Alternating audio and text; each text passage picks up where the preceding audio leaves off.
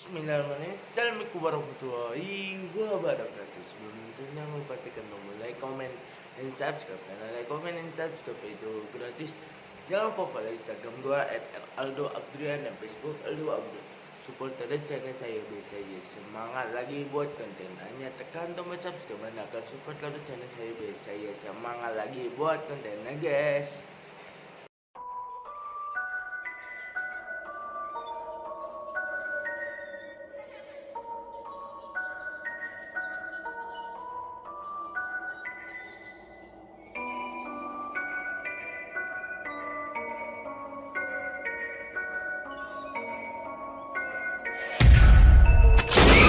Guys, kita lanjut.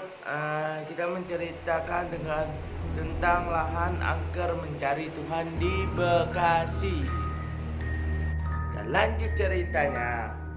Nama gue sebut saja J gue. Memiliki bisnis pengembangan rumah dan lahan kecil-kecilan. Kenapa gue sebut kecil-kecilan? Karena gue hanya mengincar lahan-lahan kecil di bawah 5.000 meter persegi. Untuk gue bikin perumahan minimalis atau cluster yang lakunya cepat, jadi duit gue bisa cepat balik. Tapi bukan itu yang mau gue ceritain. Kisah gue hendak membangun cluster di sebuah wilayah di Jatiasi, Kota Bekasi.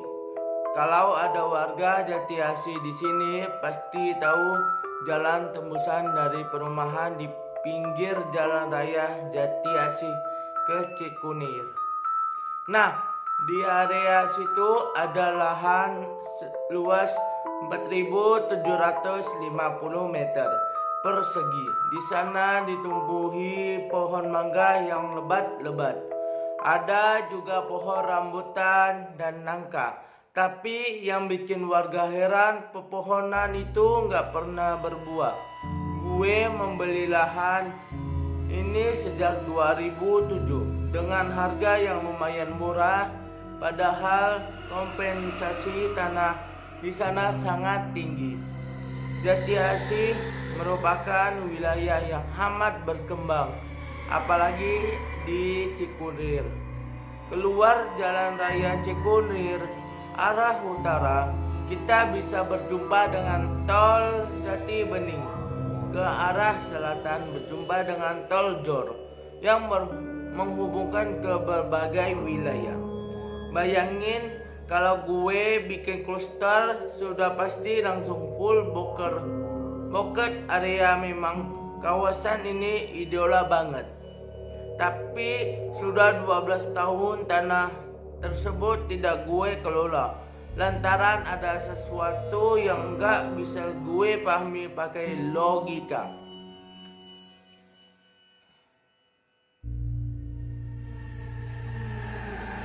Jadi awal mula gue bertemu tanah ini lagi jalan-jalan di malam hari. Gak lama banget, sekitar pukul 6:30. Namun hanya segelintir orang yang masih beraktivitas. Jalan sudah diterangi dengan lampu, namun lampu di depan lahan itu tidak nyala. Gue berpikir mobil di pinggir dengan dekat dengan lahan yang dikelilingi pagar bambu. Sumpah gue gak nenggok, gak satupun warga bisa gue minta keterangannya. Di sana banyak kontrakan, tapi semua pintu ditutup. Ya gak mungkin gua gedor-gedor untuk malam pula, takut gak sopan.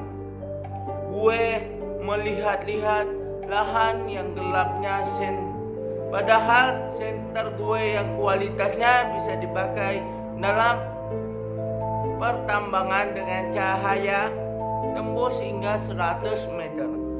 Loh, gak nyombong, tapi senter itu seolah gak berfungsi ketika menyorot ke dalam lahan. lanjut guys, part 2. Penuturan Pak Dudung. Judul aja, gue langsung ngerasa merinding saat center gue nggak bisa nyala. Jantung gue deg-degan nggak karuan. Gue baca doa semampu gue, tapi lantaran ibadah juga bolong-bolong auto, kayaknya gue nggak terpakai. Masih merinding dan deg-degan saat hendak memutuskan naik mobil dan cabut. Dari kejauhan sayup-sayup gue dengar tukang jualan nasi goreng. Syukurlah ketakutan gue mereda. Sekalian gue mau beli nasi goreng walau nggak lapar-lapar amat. Tapi gue hanya tanya-tanya soal lokasi tersebut. Tukang nasi goreng sudah berjarak sekitar 20 meteran dari gue. Ternyata ada salah satu warga yang manggil. Berhentilah dia di depan rumah warga tersebut. Udah kayak disiapin Tuhan. Ya, di saat gue butuh info soal lahan ini malah ada warga yang keluar. Mending gue semperin deh. Misi Pak, saya J. Saya dari TBR. Maaf mengganggu. Saya mau cari lahan untuk mengembangi cluster. Saya tertarik dengan lahan yang ini. Gue tunjuk ke arah lahan gelap itu. Kira-kira siapa yang punya? Gue sambil kasih senyum yang paling manis. Sebut aja namanya Pak Dudung. Dia memandangi gue dari atas sampai bawah. Lalu dia pandang-pandangan tanpa senyum dengan tukang nasi goreng. Ngeliat peristiwa begitu, gue langsung salah tingkah. Kayak ada yang kurang beres dan gue nggak ngerti bagaimana mencairkan suasana tersebut. Tukang nasi goreng melanjutkan masaknya. Masak aja dulu ke dalam atau mau duduk di teras? Nanti saya ceritakan. Sebentar ya. Saya ganti baju dulu, ujar Pak Dudung yang cuma pakai kolor dan singlet. Duh, gue jadi nggak enak. Mungkin niatnya Pak Dudung mulai mau leha-leha melonjoran depan TV, malah menerima tamu. Gak usah Pak, gak apa-apa, takutnya ngerepotin, kata gue. Gak apa-apa, mari silakan, ucap Pak Dudung. Di teras aja Pak, lanjut gue dan dia pun mengiyakan. Tukang nasi goreng lanjut masak, tapi ngelagatnya ingin ikut numbrung. Ah, bodoh amat deh. Gue melangkahkan kaki ke teras Pak Dudung. Ada cermin ukuran sedang di atas rumah Pak Dudung. Gue gak ngerti gunanya apa, cuma unik aja sih buat gue. Siapa juga yang mau ngaca di situ, ya kan? Pak Dudung sudah memakai sarung, baju kemeja kayak kemeja jawara Betawi.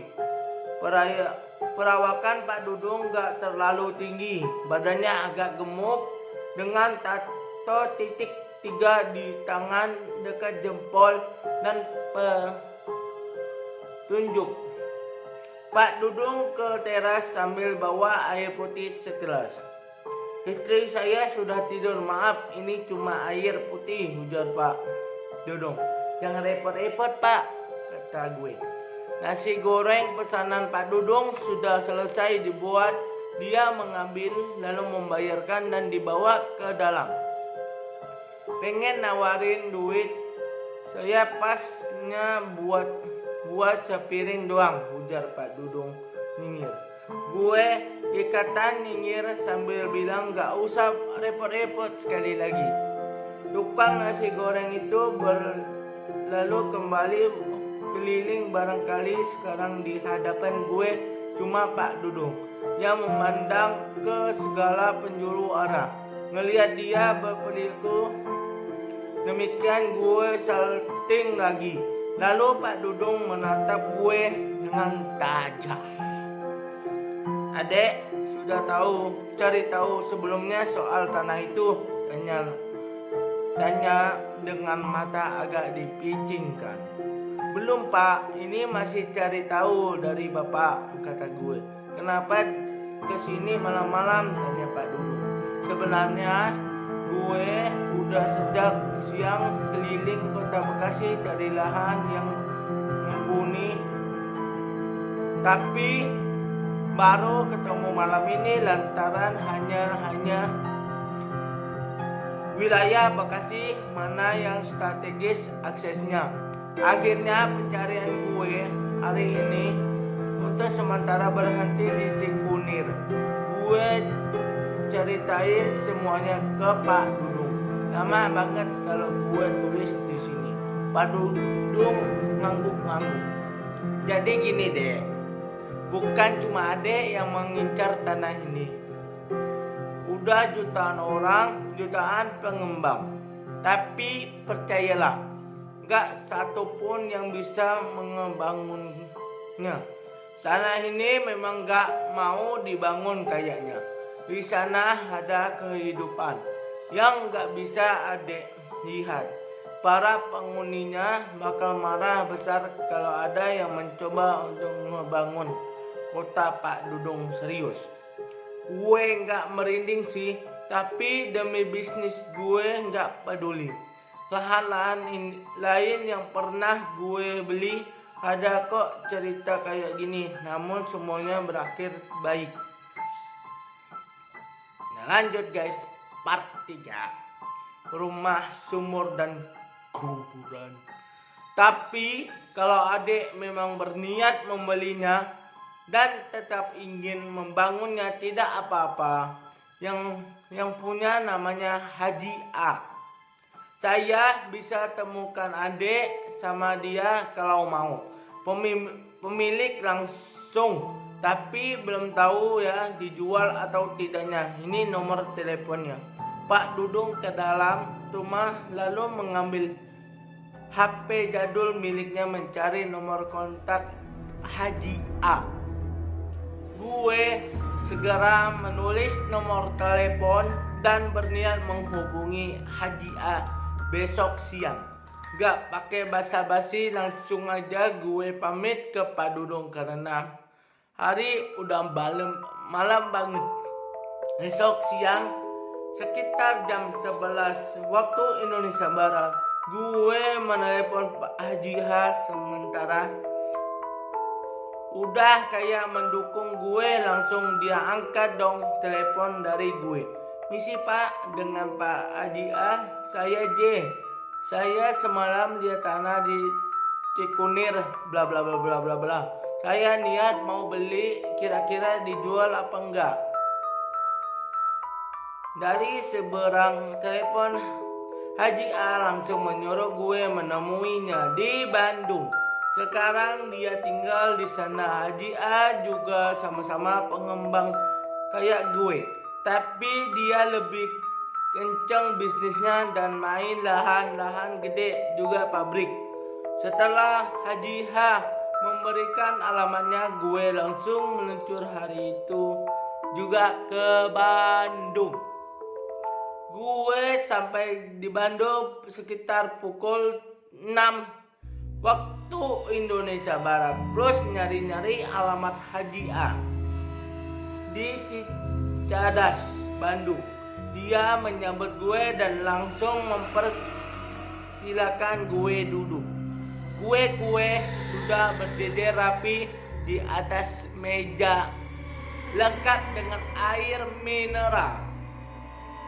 Sebentar ya, saya lagi pesan makanan.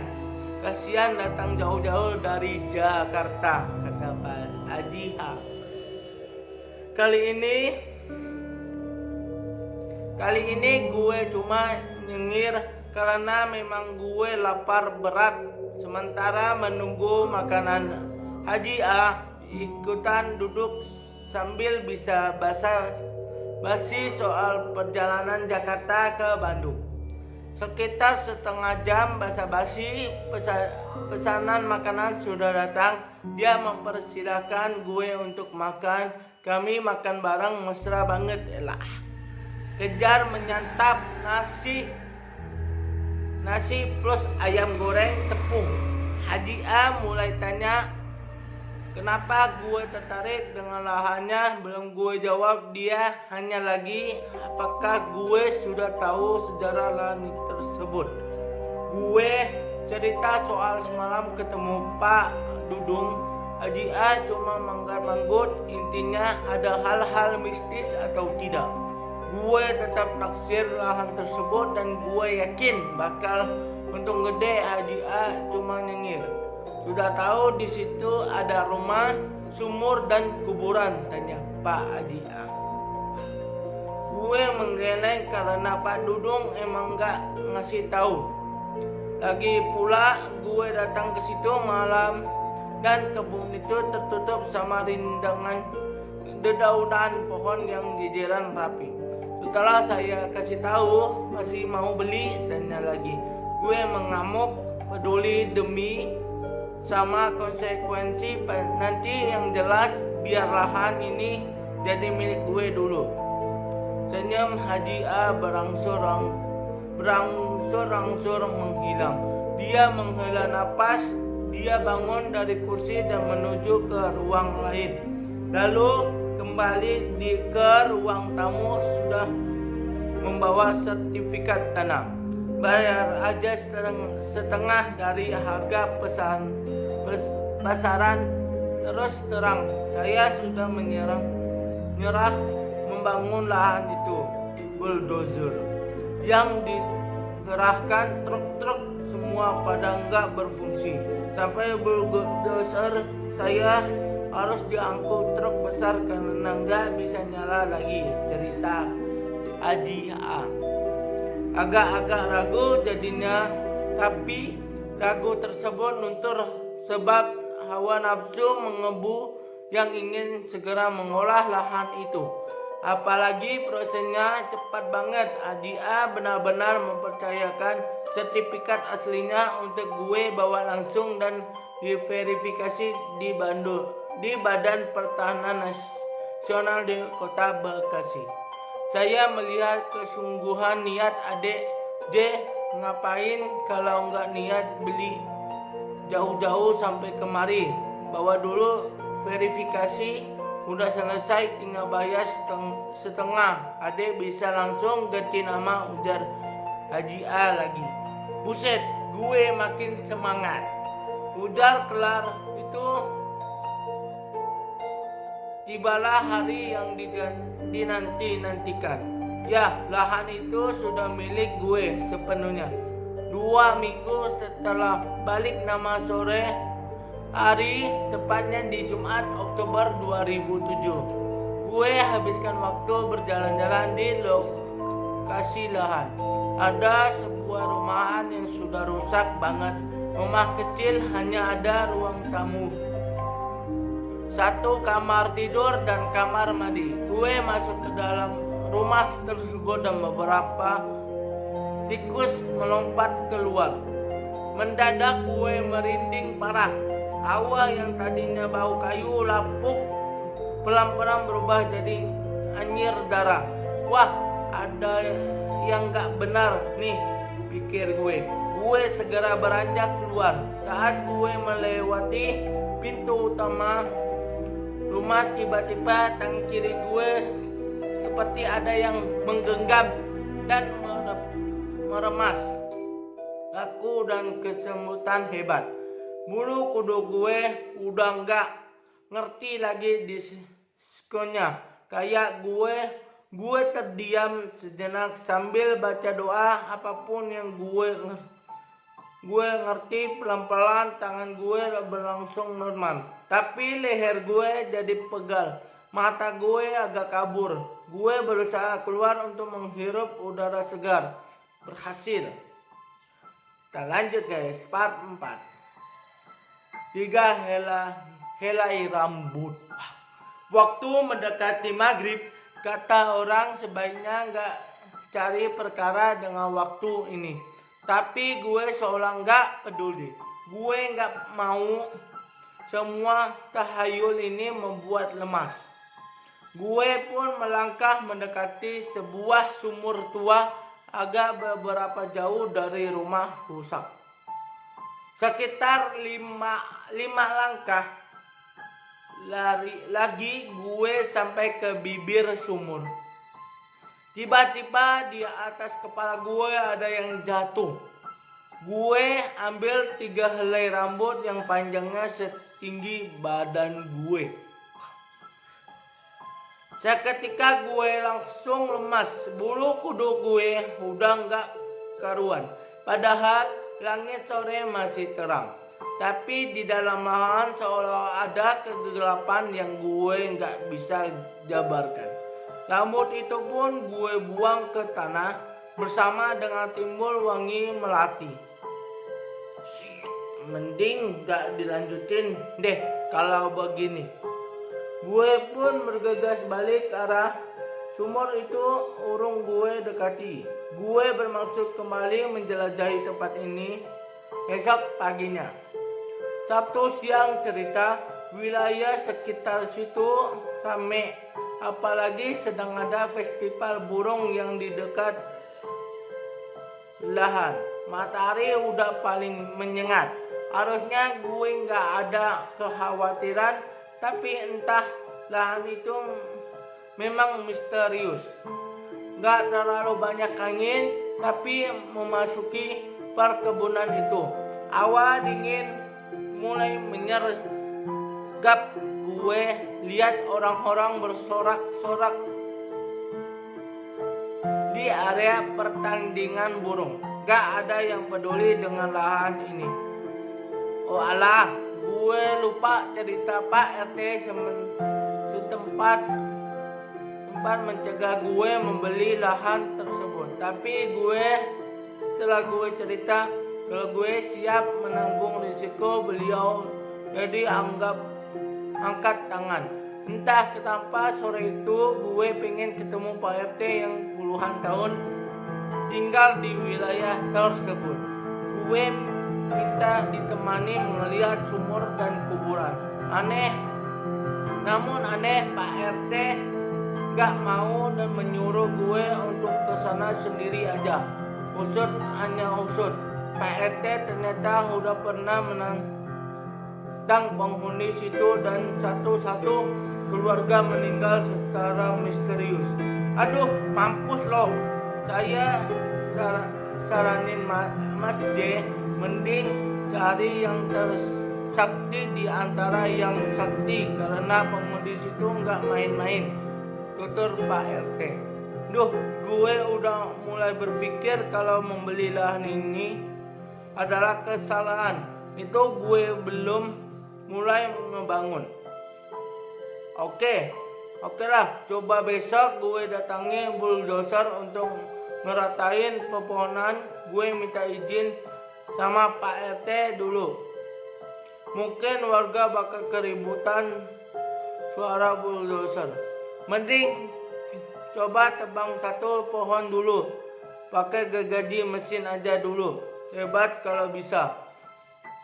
Kalau satu pohon sudah terpotong, silakan potong pohon lain, kata Pak RT tersenyum penuh hati. Nyali gue makin ciut. Gue coba ikutin saran Pak RT ketimbang datengin bulldozer. Sudah bayar mahal-mahal tapi mangkrak. Esok harinya Minggu, Mang Aib, tukang bangunan yang sudah puluhan tahun kerja sama bapak gue, dan akhirnya gue membawa gergaji mesin untuk merubuhkan salah satu pohon mangga. Pohonnya paling dekat dengan pagar bambu. Gue ceritanya kepada Mang Aib, kalau semua pohon penghuni hati-hati Mang, kata gue. Mang Aib cuma bilang kalau dia takut tugasnya sama Tuhan. Gue awalnya agak lega dengan perkataan Mang Aib. Apalagi Mang Aib sholatnya rajin, gak kayak gue. Sampai akhirnya dia menyalakan mesin gergaji dan mulai memotong batang utama mangga. Tak diduga malah gergajinya yang terpotong jadi dua bagian. Satu bagian mental ke arah tangan Mang Aib dan hampir putus. Sementara gergaji yang dekat mesinnya jatuh ke kaki.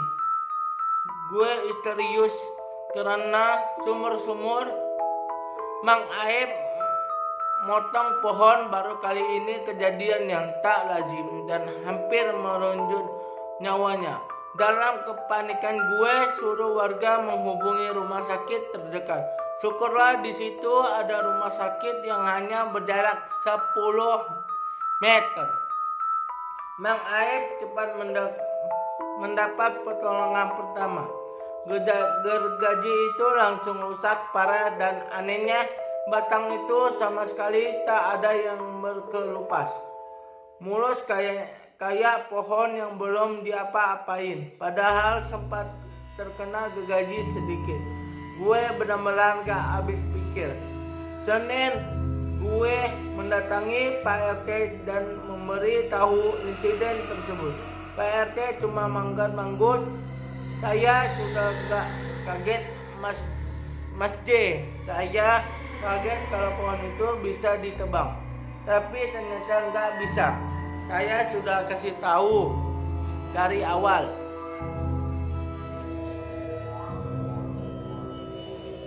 Penunggu itu gak sembarangan. Coba minta izin malam Jumat jam 12 malam bawa aja beberapa benda. Bunga kuburan, kemenyan, jumlahnya 3 biji, air mawar, kopi hitam pahit, ayam cemani yang sudah dipotong tapi ditampung darahnya.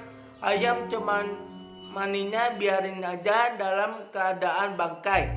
Darah ayam cemani taruh di atas mangkok karena lihat-lihat. Taruh semuanya di atas tanpa dekatkan di sumur. Ingat jangan ngelihat ke dalam sumur, bersimpuh dengan sumur. Pejamkan mata dan ucapi mantra ini. Dia nyebutin mantra tapi nggak mau gue tulis karena takut disalahgunakan sama orang lain. Ingat, apapun yang terjadi jangan buka mata ya sampai benar-benar azan subuh, ucap Pak RT. Kalau saya nggak ngelakuin gimana Pak? Tanya gue. Ya nggak masalah, tapi tanah ini terbengkalai begitu aja sama persis dengan pemilik sebelumnya, ucap Pak RT. Sia-sia duit yang gue keluarin dong. Kalau seperti itu gue dilema berat. Akhirnya gue mencoba menyanggupi syarat Pak RT.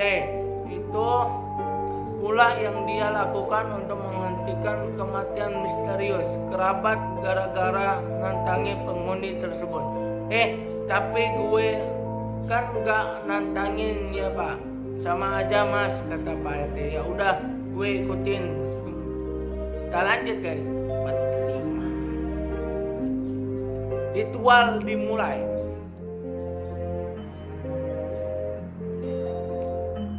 Kamis malam Jumat jam 22.30 waktu Indonesia Barat.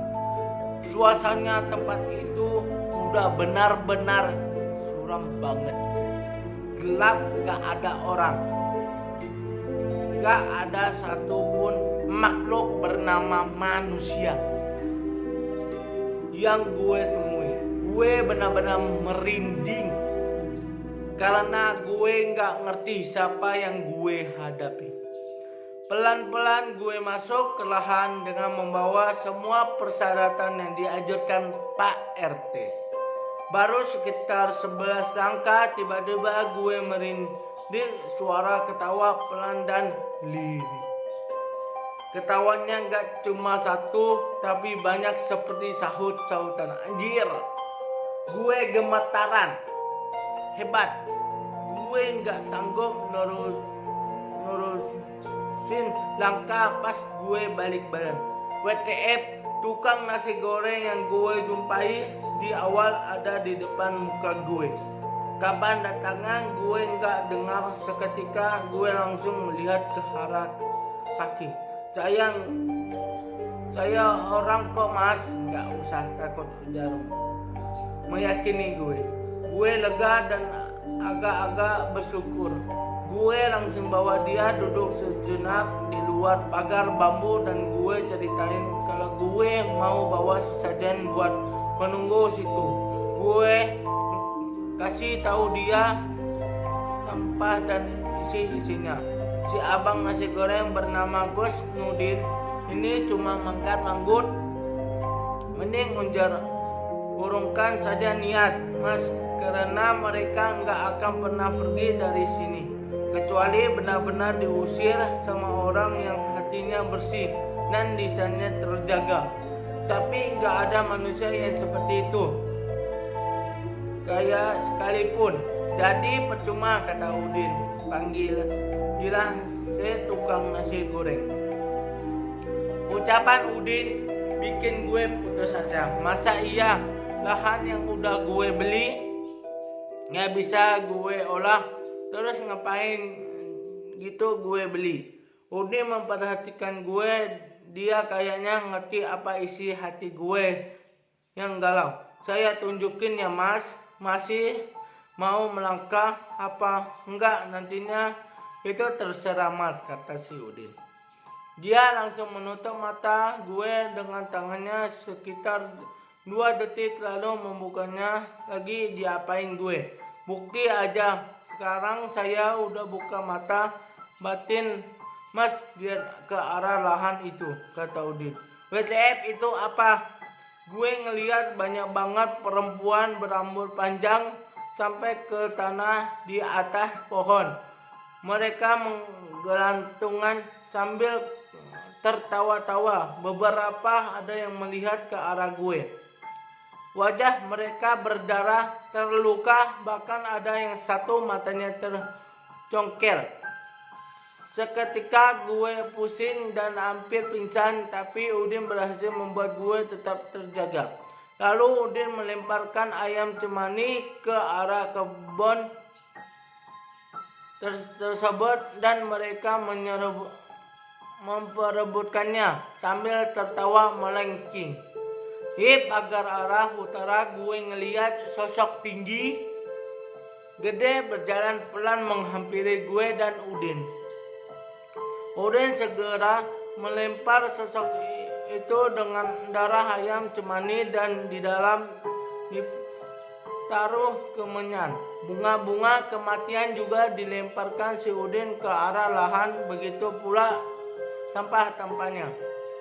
Kuntilanak yang jumlahnya puluhan itu seperti berpesta pora. Saat itulah Udin mengajak gue untuk pergi dari tempat itu. Katanya bermalam di satu rumah warga yang tempatnya nggak jauh dari lahan.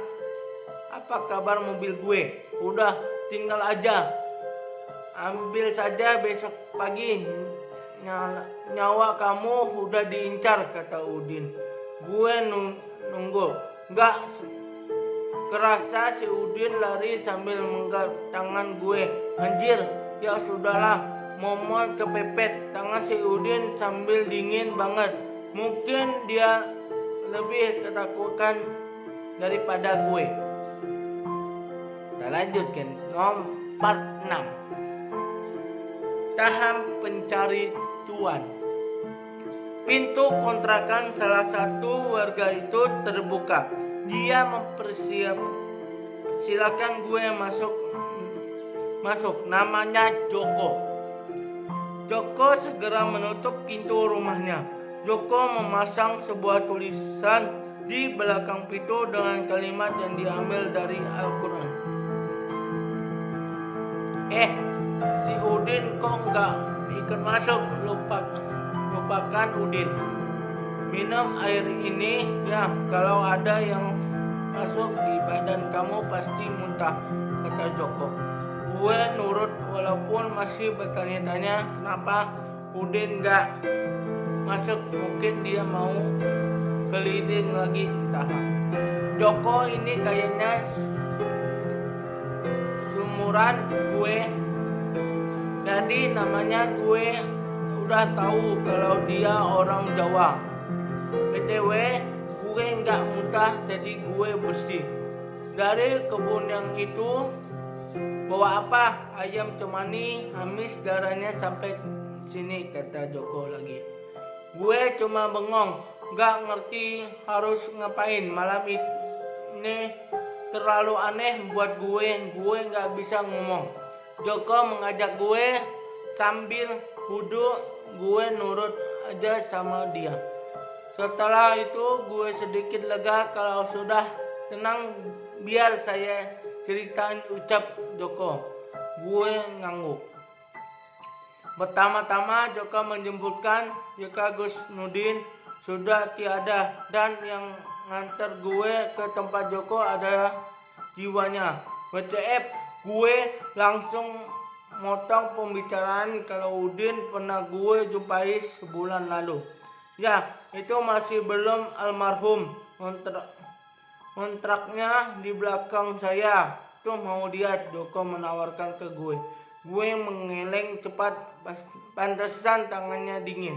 Menurut info dari Joko, Udin meninggal karena kena guna-guna seseorang. Gue sambil sempat mikir ke Pak Dudung atau Pak Haji, tapi Joko mengeleng dan melarang gue untuk buruk sangka ke orang lain. Intinya yang tadi menyelamatkan gue karena jiwanya. Udin gak terima kalau gue kenapa-napa. Ya Allah baik banget si Udin. Semoga tenang jiwanya. Udin sempat cerita sama saya kalau ada yang mau beli lahan itu dan orangnya baik, gak neko-neko, namanya Mas J. Saya sempat mendoakan Mas J supaya memang bisa membongkar tempat ini karena memang awalnya bukan main, gelap banget. Tapi ternyata Mas J juga belum dihendaki sama Allah Subhanahu wa Ta'ala untuk memiliki tempat ini. Kalau sudah dihendaki, insya Allah tidak ada halangan. Saya dapat wangsit seperti itu dari mimpi, terang Joko. Joko menyarankan gue mandi sebelum keluar dari rumahnya untuk mempersilahkan hal-hal yang jahat menempel di badan gue. Nurut aja. Kelar mandi, Joko memberikan gue seperangkat baju koko dan kain sarung. Dia menyarankan baju yang gue pakai sampai ke dalamannya ditaruh di kantong plastik lalu dibakar. Gue nurut lagi aja. Sayap azan subuh pun kedengar. Joko ngajak gue sholat. Gue ikut lumayan tenang ketika selesai sholat. Kelak sholat, Joko sudah mulai berani membuka pintu kontrakannya. Memang awalnya tak lagi menakutkan seperti tadi. Sudah berbeda. Sambil membuat kopi, Joko menyarankan agar lahan itu dijual kembali. Gak pernah serakah. Lahan itu memang sedang menunggu pembeli asli yang bisa membebaskan jiwa-jiwa orang yang ada di dalamnya. Itu bukan sembarangan lahan. Siapa orangnya juga sudah disiapkan oleh Tuhan. Tapi bukan mas, jual lagi aja. Semoga yang membeli selanjutnya adalah pilihan Allah untuk keselamatan jiwa-jiwa itu, kata Joko. Gue penasaran kenapa Joko mengerti sampai begitunya. Sementara dia warga pendatang. Joko mengaku terbiasa berkontaminasi dengan mereka yang tak kasat mata. Jiwa-jiwa di lahan tersebut merupakan tumpal seorang dukun sakti yang tinggal di rumah rusak. yang ada di dalam lahan perkebunan dan dia ditebak kuburan itu merupakan kuburan si dukun. Sementara dukun mengkoleksi tumbalnya di dalam sumur. Karena tempat itu memang penuh dengan warga astral, gak ada untungnya memaksakan diri. Kecuali Mas memang ingin membangun tempat yang digunakan sebagai sarana ibadah, diwakafkan tanah untuk umat. Beda lagi ceritanya, arwah-arwah itu juga ingin selamat lewat doa-doa orang soleh. Gue pun merenungkan kata-kata Joko, akhirnya gue memutuskan untuk menjual tanah itu sejak tepat pada November 2007. Banyak orang nanya kenapa nggak diwakafin. Gue realitas saja. Duit buat beli lahan cukup lumayan kalau gue putar kembali untuk bisnis gue. Beli lahan 1000 meter persegi masih kejangkau. Toh lagi penjualan 2,5% nggak pernah absen gue sedekahin. Namun hingga kini papan tanah dijual di depan pagar bambu selalu menghilang, dipasang lagi menghilang lagi, entah mengapa. Oke, sekian dari video saya. Bila itu Assalamualaikum warahmatullahi wabarakatuh. Dadah, see you next time.